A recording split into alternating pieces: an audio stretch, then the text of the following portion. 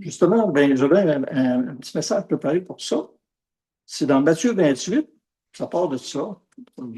C'était justement quand Jésus a donné la mission. Donc, dans le contexte, ben, Jésus il est ressuscité. Donc, il a été crucifié, il a été mis au tombeau, et le troisième jour, il est revenu à la vie. Alors, donc, c'est peut-être pas évident, même dans le temps, pour dire que quelqu'un qui le revoit, non, ça ne peut pas être lui, tu sais. Ça se peut pas, il est mort, tu sais. Mais, fait que dans Matthieu 28, à partir du verset 16, les 11 disciples allèrent en Galilée sur la montagne que Jésus leur avait désignée. Quand ils le virent, ils se prosternèrent devant lui pour l'adorer. Mais quelques-uns eurent des doutes. Peut-être qu'on a été dans ces quelques-uns-là aussi. Hein? C'est pas évident de savoir que hey, il est mort. Tu peux pas dire encore en lui. Il faut qu'il me le prouve. Tu sais. Alors, Jésus s'étant approché, leur parlant ainsi, tout pouvoir m'a été donné dans le ciel et sur la terre. Allez, faites de toutes les nations des disciples, les baptisant au nom du Père, du Fils et du Saint-Esprit, et enseignez-leur à observer tout ce que je vous ai prescrit. Et voici, je suis avec vous tous les jours jusqu'à la fin du monde. Amen. Amen. Alors, ce qui est important de voir là-dedans, bon, premièrement, c'est les disciples de Jésus, à qui il s'adressait. Ouais. Les 11, parce que Judas était déjà parti. Alors, Jésus leur dit quoi? Premièrement, ce qui est important de savoir, tout pouvoir, dit, m'a été donné dans le ciel et sur la terre. Donc, Jésus, il a reçu tout pouvoir. Il a fait la mission qui avait été confiée par Dieu. Il a tout accompli à la croix. Il est décédé, puis mort pour nous, afin qu'on puisse avoir la vie. Et une fois qu'il a eu cette mission de terminer, Dieu lui a donné maintenant tout pouvoir. Tout est soumis à lui maintenant. Dans le ciel et sur la terre. C'est-à-dire toutes les dominations des autorités, les puissances des ténèbres sont soumis aussi à lui. Et sur la terre, ben, les gouvernements de ce monde, ceux qui peuvent se dire empereurs et même des fois souverains, même s'ils ne sont pas vraiment, ben, sont soumis aussi à lui. Dieu est en contrôle sur tout. Donc Jésus a tous ces pouvoirs-là. Alors, il nous dit ça, puis après ça, il nous dit quoi? Allez, faites de toutes les nations des disciples. Alors, en fait, si on regarde la façon dont c'est dit, ici, c'est dit comme si c'était aller, un impératif, mais dans le fond, la vraie traduction devrait se dire en allant, en travaillant, en étudiant, en marchant. Faites des disciples, ça veut dire quoi? C'est là qu'il a vraiment l'impératif, le seul impératif dans ce contexte-là, c'est de faire des disciples. C'est ça qui est le plus important. Parce qu'on peut faire des sauvés, c'est-à-dire on évangélise quelqu'un, après ça, ben, on le laisse aller, mais à un moment donné, qu'est-ce qu'il va devenir? On ne sait pas. Hein? Tu sais, on a un petit bébé qui vient au monde, là. Ils sont laissés dans le petit bassin, là, on dit, OK, il va grandir, puis ça. Non, ils vont mourir. Tu sais. C'est la même chose, un enfant de Dieu qui vient au monde, il a besoin d'être nourri, d'être enseigné, parce qu'il faut qu'il mature. Et c'est là qu'on peut faire des disciples avec quelqu'un qui est comme ça. Donc, les baptisants, au nom du Père, du Fils et du Saint-Esprit, leur enseignant à observer tout ce que je vous ai prescrit. Donc, comment faire un disciple? Bien, c'est enseigner à observer tout ce que Jésus a prescrit. Puis, il nous donne cette mission-là, OK? Mais il nous dit, premièrement, tout pouvoir m'a été donné. Puis après ça, qu'est-ce qu'il nous dit? Je suis avec vous tous les jours jusqu'à la fin du monde. Ça veut dire celui qui a reçu tout pouvoir, il est avec nous pour accomplir cette mission-là. Sans ça, on ne pourra pas. On ne sera pas capable, seul, de faire cela. Alors, son esprit, qui nous a donné le Saint-Esprit, justement, pour ça. Alors, je veux m'attacher plus à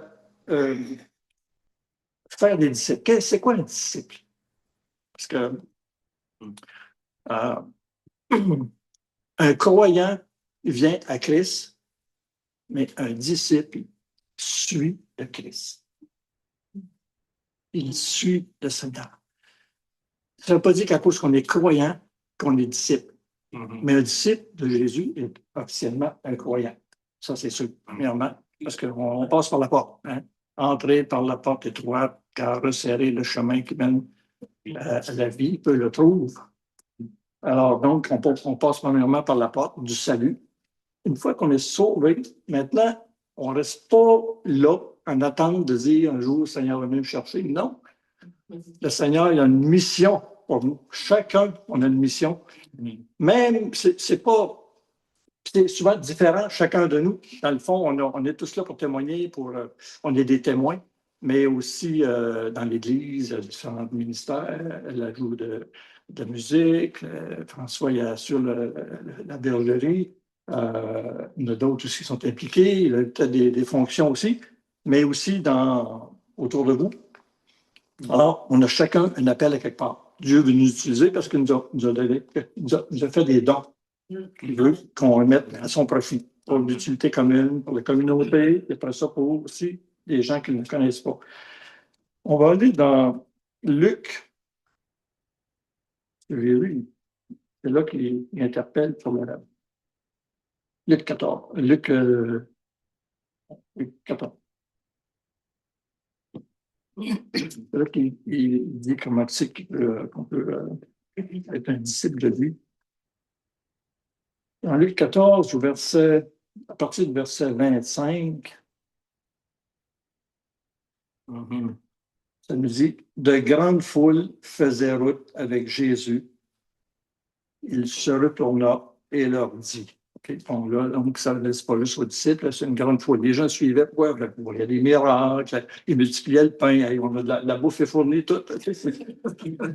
Ouais, c'est Jésus, tu sais. Mais là, il va leur dire des vérités qui n'est pas aussi évidentes. Suivre Jésus, c'est exigeant. C'est pas. Venir à Christ, OK, on vient de découvrir le salut, c'est la vie éternelle, merci Seigneur. Tout a été accompli par Christ à la croix. Nous, c'est facile, on n'a pas grand-chose à faire, c'est comme gratuit. Mais être un disciple, comme Dieu le demande, c'est là que la vraie vie commence. C'est exigeant. Alors Jésus dit, si quelqu'un vient à moi, et dans la version que j'ai ici, qui est un peu la version de Louis II, s'il ne hait, haïr, dans le sens, s'il ne hait pas son père, sa mère, sa femme, ses enfants, ses frères et ses sœurs, et même sa propre vie, il ne peut être mon disciple. C'est une chose, hein? Je me suis fait imprimer ma version sommaire avant, parce que c'est un peu différent. Renoncer? Oui, tu sais, c'est ça, parce que. Oui, c'est ça. L'enfant préféré. C'est exactement ça que ça veut dire, dans le fond. Ça veut dire, s'il ne préfère pas moi, plutôt, quand Jésus disait ça, s'il ne me préfère pas plutôt à son père, à sa mère, c'est ça que ça veut dire dans le sens. Okay? C'est pas dans le sens de toi, pour tes haïs, parce que non, on dit que Dieu est amour, puis il nous dit des aimer. Ça serait contradictoire. Alors, c'est ça. Donc, la version sommaire nous dit, comme de grandes foules l'accompagnaient Jésus, il se retourna vers ceux qui le suivaient et leur dit, si quelqu'un vient à moi et n'est pas prêt à renoncer à son père, sa mère, sa femme, ses enfants, ses frères, ses sœurs, et même à son propre moi, donc c'est le plus difficile des choses. Oui. Il ne peut être mon disciple. Donc, on voit que c'est pas aussi cadeau que qu'on est venu. Alors, c'est de là aussi qu'il peut être la difficulté de dire bon, je suis sauvé, oui, c'est bien, merci Seigneur, le salut, tout, ça me convient, je m'arrête là. Mais ça, ils ne nous appellent pas à ça. C'est une vie plate, ça. Attendre le retour de Jésus, là, non, je pense que le Seigneur a des grands projets pour nous. Il faut être prêt à l'écouter parce que il ne faut pas oublier, il nous a dit tout pouvoir m'a été donné, puis là, je vous envoie. Puis je suis avec vous. Donc, rien à vous inquiéter. C'est vrai. Vous comprenez que Dieu est souverain. On l'a chanté dans le tour. Hein? Dieu est souverain. Ça veut dire quoi, souverain? C'est-à-dire qu'il est en contrôle, à rien ne lui échappe. Il est en contrôle sur tout. Donc, Dieu t'appelle à marcher, puis tu commences à partager l'Évangile, même s'il y en a qui peut un peu finalement devenir un peu, c'est pas grave, c'est pas contre toi qu'il y en a, c'est contre Dieu. Toi, tu es juste parole, un canal, puis que lui, il va s'en prendre à ce qu'il voit, hein, il ne connaît pas Dieu. Fait que peut-être qu'il va se rebuter, tout ça, dans le fond, mais c'est pas grave, le Seigneur est avec vous. Il est avec nous là-dedans. Puis quand on fait sa volonté, le Seigneur, il n'y a pas de problème, il est là pour nous protéger, nous garder, puis nous utiliser pour sa gloire. Amen. Alors aussi, il rajoute, bon, mais donc même à son propre moi, donc autrement dit, de renoncer. Il ne peut être mon disciple, celui qui ne renonce pas même à lui-même. Et il rajoute, celui qui ne porte pas sa croix et ne me suit pas ne peut être mon disciple. Donc, OK, c'était crucifié, c'est pas facile. On va se crucifier nous autres aussi, hein. Mais c'est une autre façon de crucifixion. C'est pas une crucifixion physique, hein, c'est ça? Vraiment. C'est plutôt dans toute notre vie, notre comportement, qu'est-ce qu'on est prêt à sacrifier pour servir Dieu, pour qu'on l'honore, qu'on le glorifie. Je continue ma lecture, je reviendrai après ça. Il dit, car lequel de vous, s'il veut, verset 28 là, de Luc 14, car lequel de vous, s'il veut bâtir une tour, ne s'assied d'abord pour calculer la dépense et voir s'il a de quoi la terminer. De peur qu'après avoir posé les fondements, il ne puisse l'achever et que tous ceux qui le verront ne se mettent à le railler parce qu'il a commencé quelque chose, il n'a pas fini. Alors, autrement dit, il y a un coup à ça. Il dit, en disant, cet homme a commencé à bâtir, il n'a pu achever.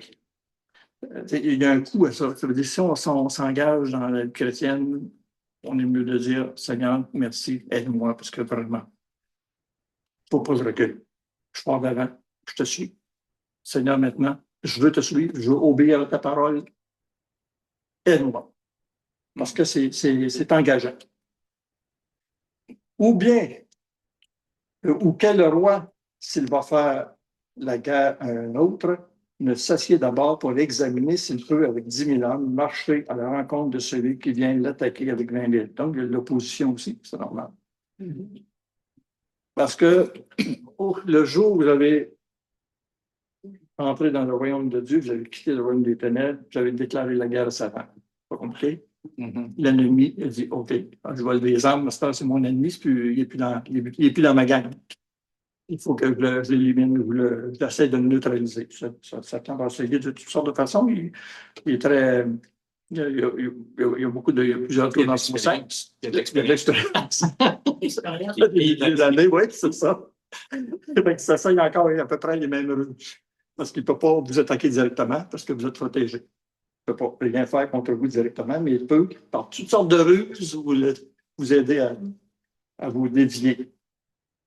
Mais avec le Seigneur, si on reste avec le Seigneur, il n'y a pas de problème. Le Seigneur nous garde et nous dirige. Alors, donc, s'il peut, tandis que cet autre roi est encore loin, il envoie une ambassade pour demander la paix. Parce que déjà, c'est de l'opposition. Alors, ainsi donc, quiconque d'entre vous ne renonce pas à tout ce qu'il possède ne peut être mon disciple. Donc, c'est quelque chose. Renoncer à nous-mêmes, premièrement, renoncer à tout ce qu'on possède.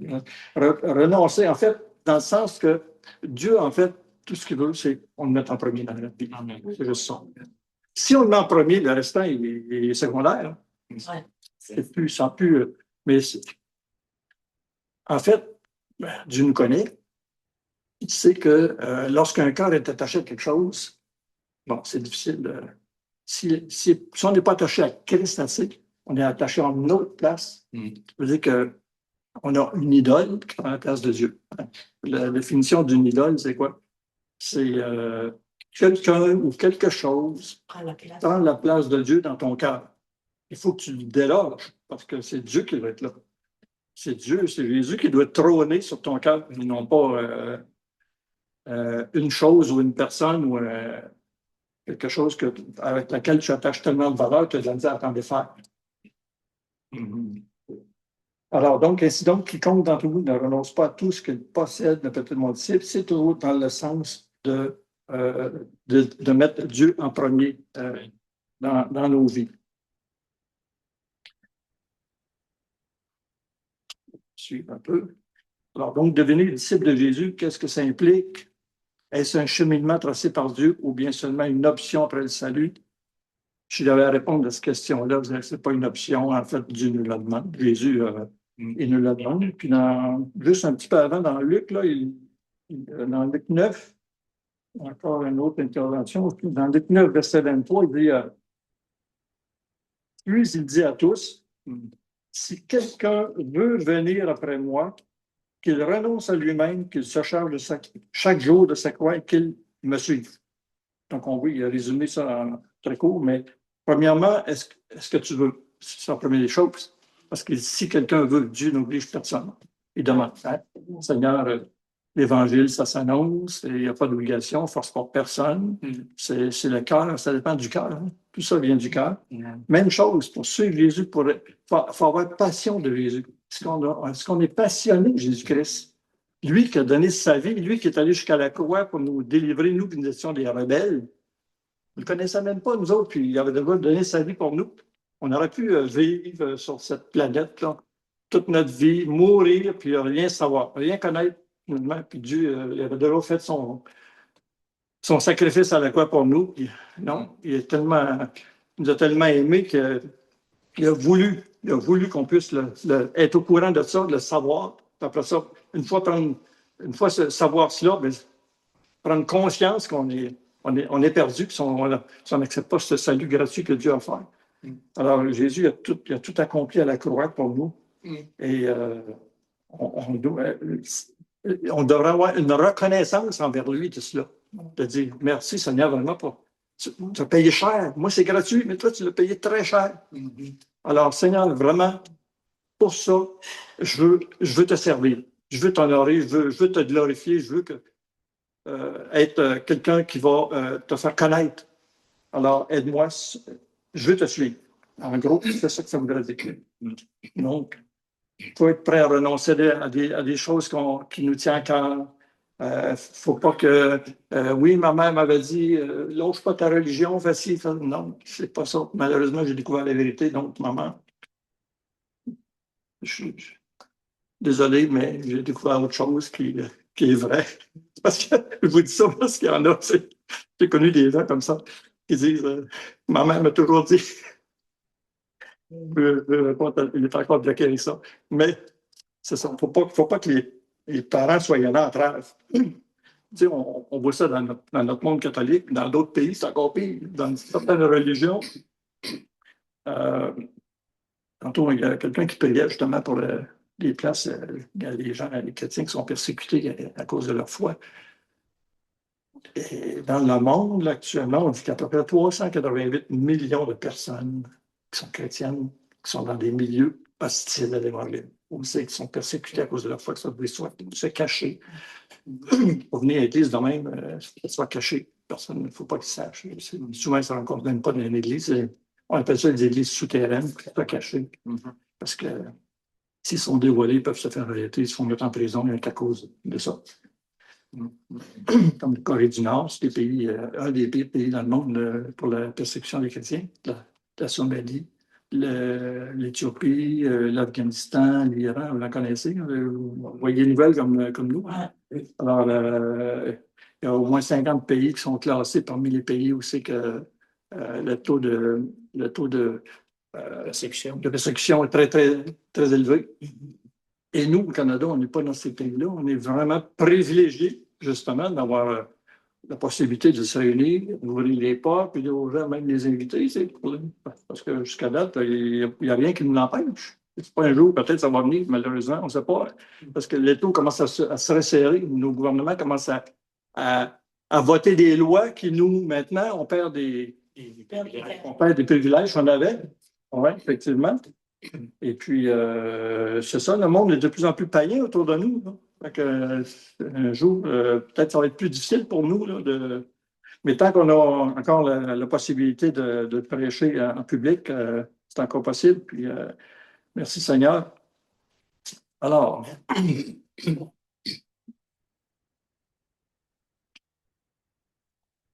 mes affaires. OK, bon. Donc, c'est ça. Alors, la passion pour Jésus-Christ, c'est très important. La plus grande preuve d'amour, il l'a faite envers nous. Donc, en retour, nous, on doit manifester notre reconnaissance en se donnant à lui. C'est une marque d'amour en même temps envers Dieu. Ensuite, sommes-nous conscients de l'autorité toute puissante de Jésus-Christ? Ben, Jésus a l'autorité au ciel et en bas. Donc, normalement, il est avec nous aussi. On est là. Et Jésus est avec nous lorsqu'on se réunit de même, il est au milieu de nous. Et, même si on ne le voit pas, il est là. C'est spirituel. Hein? On est des êtres à la fois. Maintenant, on est à juste des êtres charnels. Maintenant, on est des êtres aussi spirituels. Toujours dans la même chair, dans le même corps. C'est là que le combat se fait. Parce que la chair veut encore pécher. Puis l'Esprit de Dieu lui dit non, ne fais pas ça. Puis c'est là qu'il y a un combat qui se passe. Tant qu'on est sur cette terre, c'est encore dans un monde déchu et notre corps est encore déchu aussi, malheureusement, mais jusqu'à l'enlèvement. Alors, l'ordre de Jésus de faire des disciples et non de christianiser le monde. Malheureusement, c'est ça qui est arrivé dans notre... je ne sais pas combien de pourcentage qu'on avait ici, quand tout le monde était catholique, là. On disait que le Québec, c'est comme on disait que le Québec est chrétien. Mais dans le fond, ils étaient catholiques. Ils ont christianisé le monde. Ils n'ont pas sauvé. Les gens ne sont pas évangélisés, ils ont christianisé. C'est pas pareil. Alors, nous, notre travail, c'est justement d'essayer maintenant d'évangéliser le monde. Un monde qui est supposé avoir déjà été évangélisé. Peut-être à cause de ça, des fois, c'est plus difficile. Parce qu'ils pensent qu'on ne l'a pas lu, ça, parce que la guerre, ça ne nous a rien donné. En fait, ils n'ont pas connu la vérité. Ils ont connu le mensonge, malheureusement. Puis, alors, la religion ne sauve pas. Amen. Alors, donc, ce qui compte pour Dieu, quelles sont les qualités pour devenir disciple de Jésus? Donc, le disciple donne à Jésus toute première place dans sa vie. Pas qu'il y ait de rival, pas d'idole. On doit le mettre en priorité. Et le premier commandement, c'est de aimer Dieu soi-même. Donc, si on l'aime, on va vouloir le servir aussi. Ensuite, le disciple est décidé à porter volontairement sa croix. Donc, c'est un engagement. L'engagement superficiel n'est pas possible. Autrement dit, on ne peut pas dire, ouais, ça me suffit, la petite vie chrétienne tranquille, là, ça me suffit. Mais ça ne passe pas pour le Seigneur, ça. Le suivre, c'est se plier à sa volonté. Parfois, ça peut aller jusqu'à la mort. Qu'est-ce qu'elle nous dit 2 Timothée 3, 12? Oui, 2 Timothée 3, 12.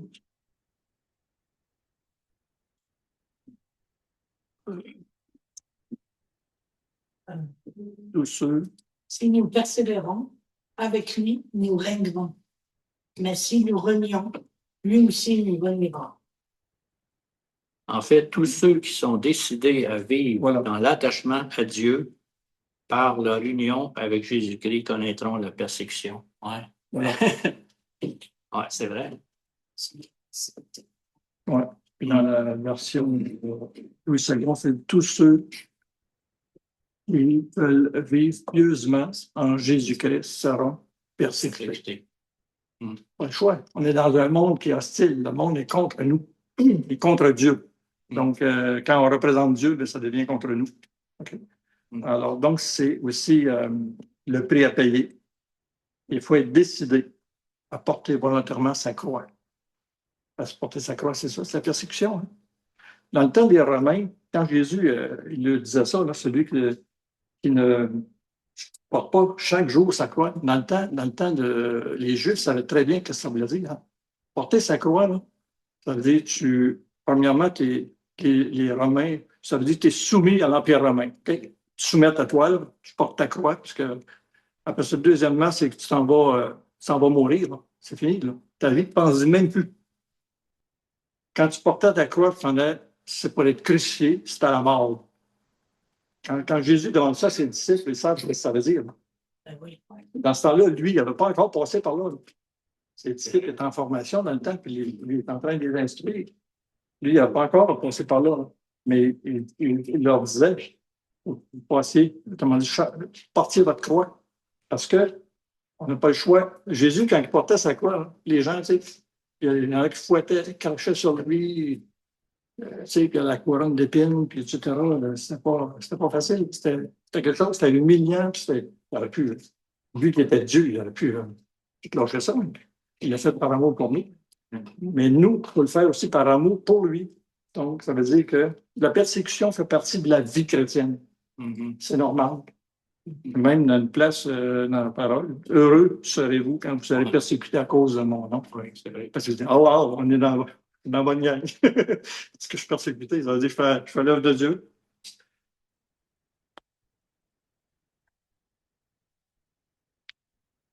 Donc, accepter d'être injurié, persécuté, humilié, rejeté. Il y en a qui peut-être qui ont été rejetés par leur famille, qui sont chrétiens. Nous, on a eu à combattre ça aussi déjà, en cuisine. La comté de mes parents, tout, c'était rough, des bouts. Ouais. C'est ça qu'on a vraiment été, quand mon père s'est converti, là, puis, Les amis. c'est quelque chose. Les amis. Ça a pris du temps. C'était deux. Oui, effectivement. Oui, c'était long. Mais Dieu a permis qu'un jour, à l'hôpital. Il l'a pogné dans le crack, il a dit, ben là, c'est le temps. Ouais. À l'hôpital, là, il savait qu'il n'y avait plus rien à perdre. Ouais. Fait qu'à un moment donné, après, on était tous les deux. On parlait encore du Seigneur. Je me souviens, moi, j'avais écrit une lettre, là. Ça fait longtemps, là, en 2008. Une lettre. Ça a commencé par « Papa, je veux te dire ». C'était un cours, j'avais suivi en oui. Comment porter l'Évangile. Là, j'avais tout écrit comme il faut là-dessus. Quand j'y avais mis, là, il n'avait pas lu, là, mais il y a eu déjà de la réaction assez qu'on est obligé de partir de la maison. Ah oui, c'était quelque chose. Puis il ne l'avait pas lu. Mais je suis certain qu'après, il l'a lu. Tu sais, des fois, là, en personne, il y a une confrontation. Mais quand tu donnes un écrit à quelqu'un, puis il part avec un jour, tu n'es pas là, il va regarder ça. Ça peut avoir un effet dans son cœur. Moi, j'ai toujours compris que ça avait peut-être un effet. Oui. Parce que ce qui est arrivé, on peut dire, c'est très spécial. Premièrement, c'est qu'après qu'on lui a parlé, il a mis ses mains de main, il voulait qu'on prie pour lui. Parce que toi, tu avais prié pour lui. Après ça, on est parti. Mais le lendemain, nous, on n'était pas là. C'est qui? C'est Annie. Merci. Ta soeur. Suzette, en premier. Ouais. Suzette, par exemple, mon père. Suzette était devenue infirmière, était devenue était à la retraite, puis elle allait visiter mon père. Parce qu'elle me suivait, puis elle s'occupait de mes petits. Donc, elle vient voir mon père. En arrivant, mon père lui dit « Suzette, Dieu t'aime! » Qu'est-ce qui s'est passé avec papa? C'est ça. Elle a dit ça. Elle n'en faisait pas, tu sais. Après ça, ma fille, qui est chrétienne, elle reste à Drummondville, mais elle fait des visites. Annie a fait, comment on appelle ça? Un petit coup éducatrice. Ça visite des gens pour les aider. Il y a des gens qui ont eu des accidents, toutes sortes d'affaires. Et puis là, elle a passé à Trois-Rivières, elle allait voir son grand-père. En rentrant, mon père il dit « Annie, il dit, faut que tu me baptises, je suis un nouveau-né. » Quoi? Qu'est-ce qui s'est passé? Alors, tout ça, je me dis, Seigneur a travaillé, ça n'a pas de bon sens. Ah oui. Puis, tu sais, il y avait des choses sûrement qu'il avait lues, que ça était, ou bien qu'il avait entendu, c'était resté, parce que la fois qu'on a parlé un petit peu avec lui, quand François a prié, on n'a pas parlé de tout ça, là. Ça veut dire que le Seigneur avait. Il y avait des gros. Quelque chose qui était resté. Alors là, c'est ça que ces nouvelles-là nous ont réjoui beaucoup. On dit, wow, c'est des fruits. Il voulait qu'on sache que notre père avait cru. C'est merveilleux. Ouais, c'était beau. C'était vraiment spécial. Non. Oui. Il n'a pas eu le temps de faire des bonnes œuvres. Non. Oui, c'est sur la croix. C'est une des choses qui est intéressante à comprendre aussi. Il y avait trois croix. Si on regarde en gros, il y en a un qui est mort dans ses péchés. Il y en a un qui est mort pour les péchés du monde. Il y en a un qui est mort sauvé de ses péchés. Spécial. Trois cas différents. Celui qui est dans le milieu, qui a tranché, entre celui qui ne veut rien savoir, puis celui qui dit, je reconnais mes fautes. Seigneur, aide-moi, ou souviens-toi de moi quand tu seras dans ton règne. Ben, lui, ça n'a pas été compliqué, hein? Il n'a pas eu le temps d'étudier, d'aller à l'école biblique et de faire plein d'affaires. Ouais. Il était sauvé. Jésus lui a dit, aujourd'hui, tu vas être avec moi dans le paradis. Sauvé, pourquoi? Parce que c'est la repentance. C'est premièrement reconnaître son état et d'accepter que Jésus a payé pour ça. Puis on n'avait rien à faire de plus que ça. Donc, reconnaître, se repentir, le salut. Alors, donc, puis Jésus dit aussi, on dit, le disciple aussi persévère dans l'obéissance à la parole. Parce que Jésus, un jour, a dit, dans Jean 8, 31, si vous demeurez dans ma parole, vous êtes vraiment mes disciples. Voilà. Donc, demeurer dans la parole, ça veut dire quoi? Rester ferme, fidèle, persévérant, mettre la parole en pratique dans nos vies. On peut juste se limiter à l'écouter, et dire oui, c'est bon, c'est mon message, ok, c'est fini. Non. Qu'est-ce que je peux tirer de ça pour ma vie? Comment je peux mettre ça en pratique pour servir Dieu? Pour continuer à être transformé à l'image de Jésus. Hein? Parce que dans le fond, c'est ça que Dieu veut. Parce que nous, notre mission, c'est de faire connaître Dieu, puis Dieu, sa mission, c'est de nous transformer à l'image de Jésus durant notre passage ici-bas. Comme dans Romains 8 qui dit, hein? Mais 8 qui nous dit Non,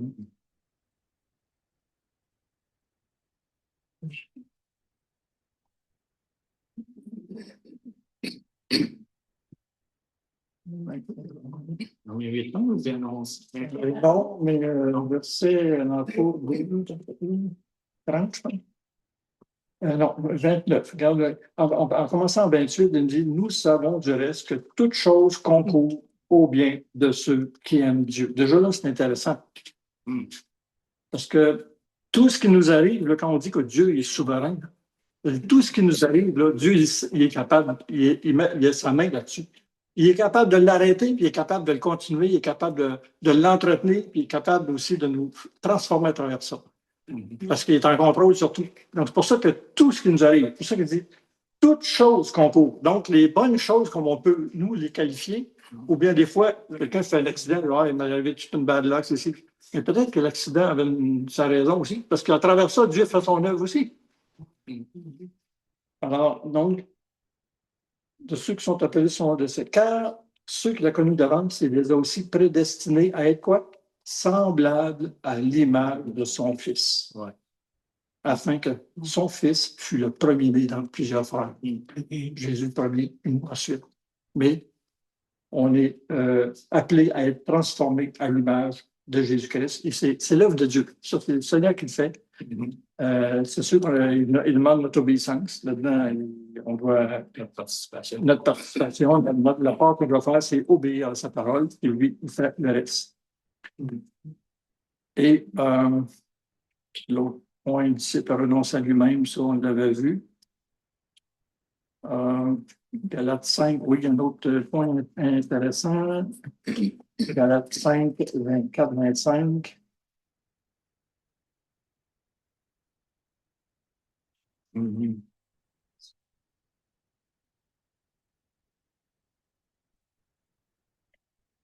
François, tu dis? En tout cas, dans la sommaire, ça dit « Or, ceux qui appartiennent à Jésus-Christ ont crucifié l'homme livré à lui-même avec ses passions et ses désirs. Puisque l'Esprit est la source de notre vie, laissons-la aussi diriger notre conduite. Or, Saint-Esprit. » Oui, c'est ça. C'est quel verset? 24 et 25, Galates 5, comme la version, moi j'ai la version 8 secondes, non, oui, 8 secondes seulement. Alors, ceux qui sont à Jésus-Christ, donc ceux qui, comme je l'ai dit, appartiennent à Jésus-Christ, ont donné leur vie à Jésus-Christ, ils vivent en Jésus-Christ, ont crucifié la chair avec ses passions et ses désirs. Donc, c'est ça. Nos passions, nos désirs, les remettre au Seigneur. Seigneur, c'est toi qui en premier. Puis, conduis-moi, aide-moi à faire ton œuvre. Aide-moi à t'honorer, à faire ta volonté. Comme Jésus, à un moment donné, avait dit même au Père, non pas ma volonté, mais la tienne. Il était devant quelque chose qui semblait qui était difficile à passer. Alors, on sait que nous aussi, sur la terre, ici, on avait des choses difficiles encore à passer. peut-être de plus en plus. Mais on doit s'en remettre au Seigneur à Dieu qui est souverain. Et je ne sais pas si j'ai dépassé mon temps, mais c'est correct? Super. OK. Super. Alors, On peut continuer encore. c'est bon. Peut-être que j'aimerais prier. Puis s'il y en a des fois aussi qui aimeraient, on prie pour eux, pour ça. Ben, je ne sais pas si vous avez l'habitude de. Oui. Oui. Alors, s'il y en a qui veulent nous je suis disponible aussi, puis c'est François aussi. Alors, prions premièrement. Seigneur, nous voulons te remercier. C'est ta parole, Père, que nous avons examinée. Ta parole est vivante, elle est efficace. C'est elle qui travaille, qui transforme. C'est la vérité. C'est Jésus-Christ incarné. Oui, Seigneur, c'est ta parole. Alors, merci pour ton esprit qui nous guide là-dedans, qui nous aide, parce que sans ton esprit, Seigneur, on ne serait pas capable d'y arriver. Tu nous as donné ton Saint-Esprit pour nous aider. C'est le paraclète, celui qui se tient à nos côtés pour nous aider à avancer dans ton œuvre, à te servir, à t'honorer, à faire ce que tu nous demandes de faire. Alors, merci, Père, pour ce message, que ça puisse avoir un effet dans nos cœurs plus longtemps, que ça ait un impact majeur, Seigneur, pour que nos vies puissent t'honorer, te glorifier. Oui, Seigneur, on est en mission pour toi. Aide-nous à bien te représenter, à être de bons ambassadeurs ici-bas, Seigneur, pour que les gens à travers nous te voient. Ils voient un Dieu d'amour, un Dieu vivant, un Dieu qui est vrai, un Dieu qui est juste. Alors que ton nom soit béni. Et merci, Seigneur, pour cette assemblée. Et continue, Seigneur, ton œuvre ici aux îles à travers eux. Dans le nom merveilleux de Jésus, je te prie. Amen. Amen. Peace.